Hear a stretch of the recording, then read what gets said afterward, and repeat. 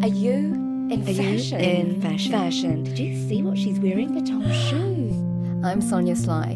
My heels are killing me. But I was told I have a backstage pass. You will need to get the right pass to get behind me, ma'am. Like, I need to go. Code red. We have a situation.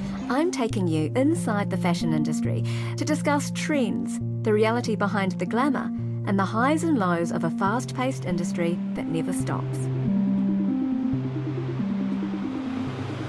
Wow, the traffic's really busy here on K Road on a Saturday morning, and I'm heading up to meet James Dobson, who's the designer behind Jimmy D. Oh, and here he is now coming to meet me, especially on a Saturday morning.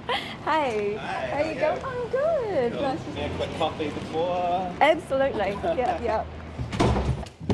Heading up to your studio. And do you normally come here on the weekends? Yeah, I live upstairs. Oh, do you? Yeah, so we live at the top. Nice to get out of the house. Wow, this is a really lovely workroom with the brick surface. Yeah. Walls, and you've got your patterns on, and boxes, and then collections on either side, and imagery. So is it like a mood board up here on the wall? Yeah, I tend to surround myself with imagery, and that's kind of an ongoing mood board. It's not just related to the one season. I see a few slogans up there. So is that something that's inspiring you? Yeah. Since my first collection, I've had slogans. The first collection we did, I think I had, "It's hard to be avant-garde" was like was my logo.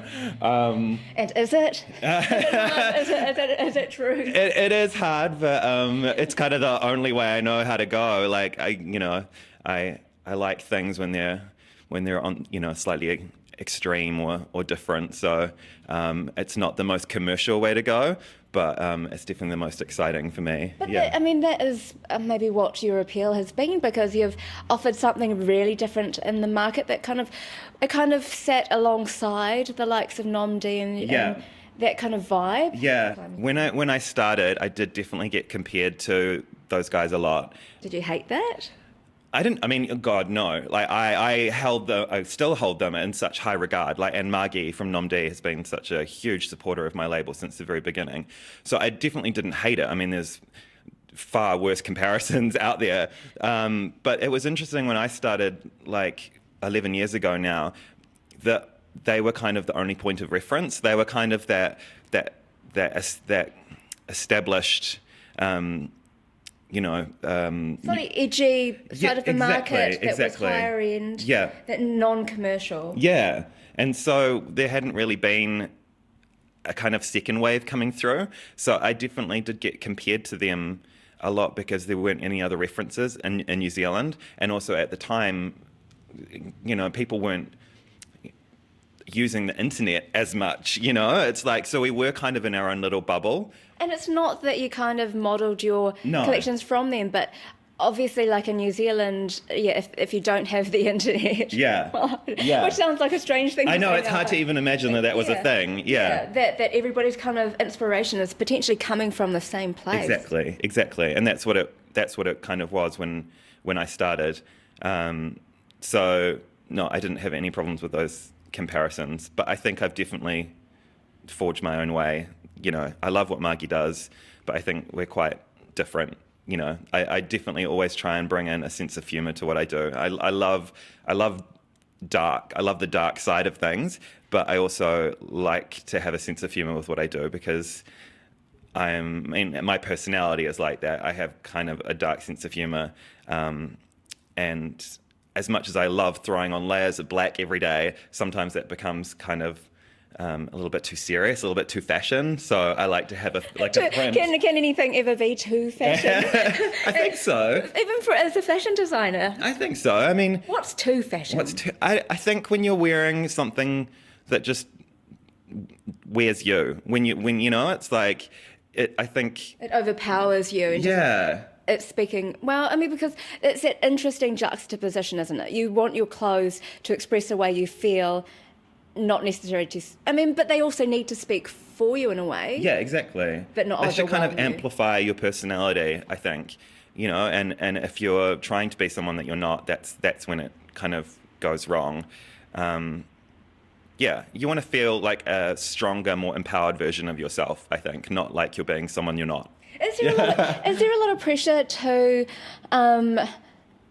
keep up appearances? You as a designer, do you wear your own clothes, and who's going to go outside in slippers anyway? You live in town. Yeah. But do you care is fashion that important to you that you are living and breathing it all day, every day?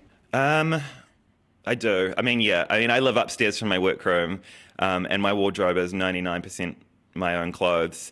So, every season, because I'm predominantly women's wear, that's my main focus. And then I kind of get to the end of the collection, and I'm like, what am I going to wear next season?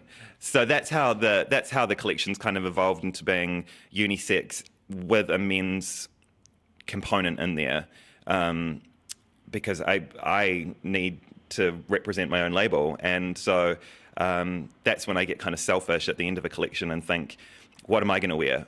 And that works for me because there's lots of boys out there like me that want to wear the kind of clothes I'm making. So and they are now. There are so many guys who are like wearing Jimmy D and that aesthetic. Yeah, and we're kind of undercatered for, because really in menswear there's a lot of kind of chino, t-shirty kind of, or suiting kind of brands, and there isn't many labels in New Zealand that are doing stuff for guys like myself. So I feel like that's an important part of what I do, and I want to represent my label, so I have to be able to wear it. You have got a very identifiable aesthetic, right? And that carries through. I think it's really important that you do, right? Like, you've been in the industry for now over a decade. Yeah. People know, okay, when they hear Jimmy D, that they're going to get a certain something. Yeah. But do you ever feel like you want to kind of push the boat out a bit further and go, hey, I'm going to try something different? Yeah, every season I try and challenge myself and do something I haven't done before. I always think of my customers' wardrobes. I always think, if they've been supporting me for, since the beginning, or even just the last few seasons or few years or whatever, I'm thinking about what they've got in their wardrobe, and I'm imagining them shopping, and I'm imagining them saying, I've already got that, So I have to innovate every season. So I'm always looking for newness. Every once in a while when I'm stressed out and I'm like working on a collection, I'm like, I'm just going to repeat some shapes from last season and then just change that color and blah, blah, blah. And then I just can't do it. And that's great. I love the idea of, slow fashion and stuff like that, but it doesn't work for me. In a collection like yours, season to season, it is clothing that doesn't necessarily, it won't date. Yeah, we're never thinking about trends. I'm just always thinking about, the collection as a whole and what people already have and what new stuff they need. And I think that comes from working in retail. Like that's how I got into fashion, is through retail.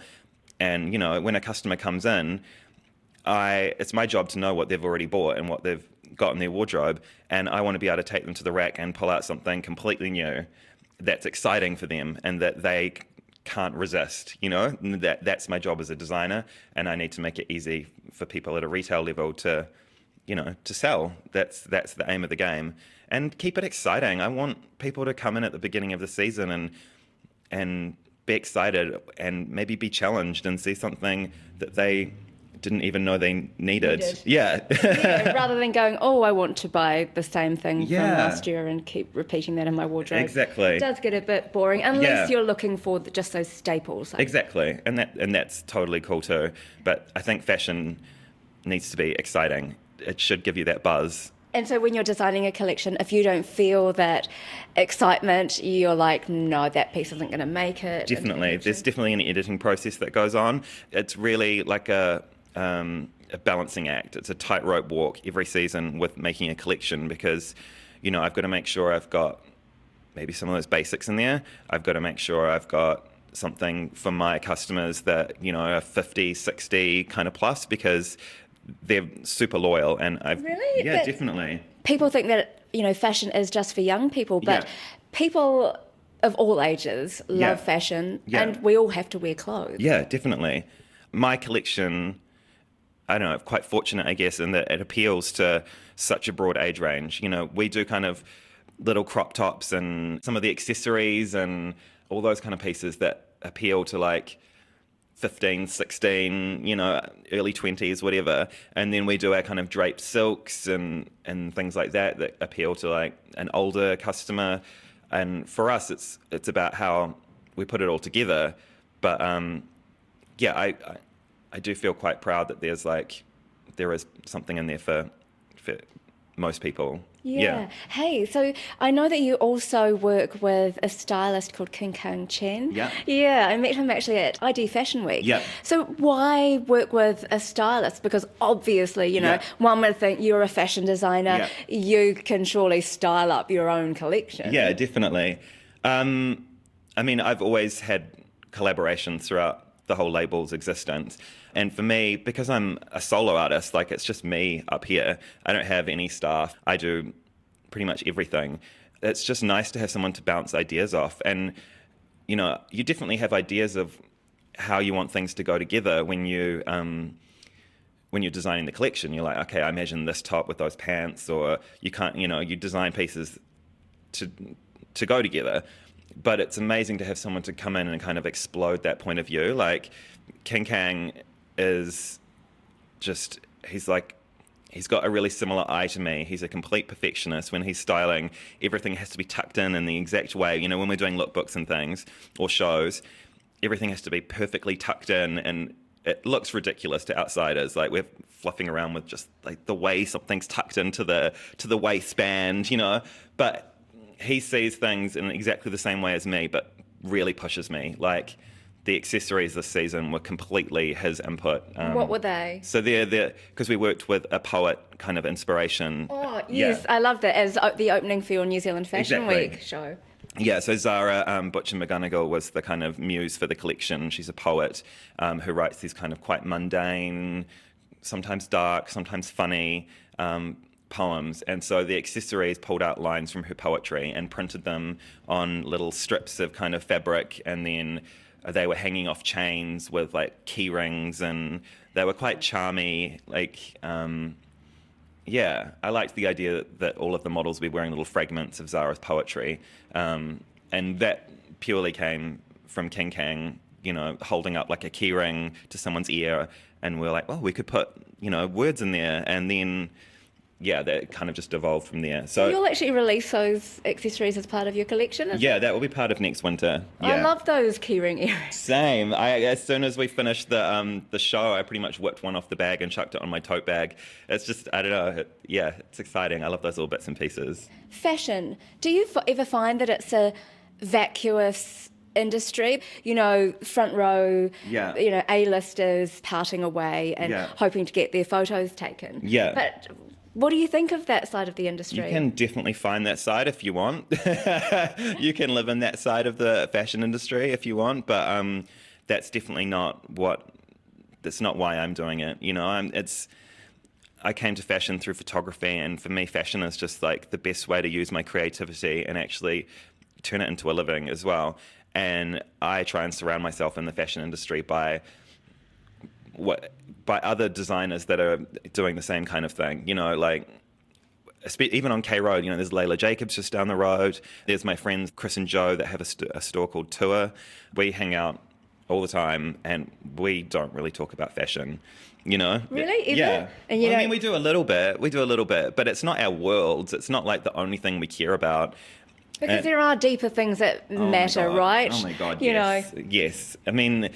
Fashion is just happens to be what we do, and it's the best use, or it's just one use of our creative abilities. But there's so much more, and that's why there's always a sense of humour to what I do with my range, is because you shouldn't take it too seriously. It's just clothes, and it's like, I just try to remember that when I'm freaking out about Fashion Week and having a meltdown. It's like, it's just clothes. No one's dying. We're not curing cancer. It's just clothes. But clothes can do amazing things and make people feel incredible. But there's a lot more to life. That was Auckland-based James Dobson, the designer and founder of Jimmy D. You've been listening to My Heels Are Killing Me. I'm Sonia Sly. To find out more or to listen again, head to our podcast page on the rnz.co.nz website.